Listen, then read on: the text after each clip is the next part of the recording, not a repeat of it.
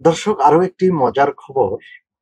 এই ইসরায়েলের প্রধানমন্ত্রী নেতানিয়াহুকে বেনিয়াম নেতানিয়াহুকে সাম্প্রতিক অবস্থান ভুল আখ্যা দিয়ে যুক্তরাষ্ট্রের সিনেটর বার্নি স্যান্ডার্স এক বিবৃতিতে বলেন, আমরা তোমার পক্ষে নেই, তুমি ভুল।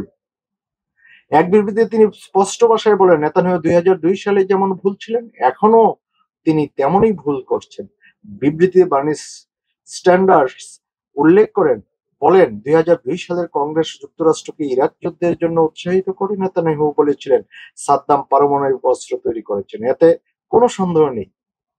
এরকমটাই বলেছিলেন। যদি আপনি সাদ্দামের শাসন উৎখাত করেন, আমি গ্যারান্টি দিচ্ছি এই বিশাল ইতিবাচক প্রভাব পড়বে। এ বক্তব্যকে ভিত্তি করে ইরাক যুদ্ধ শুরু হয়, যার ফলে ভয়াবহ মানবিক ও অর্থনৈতিক বিপর্যয় ঘটে।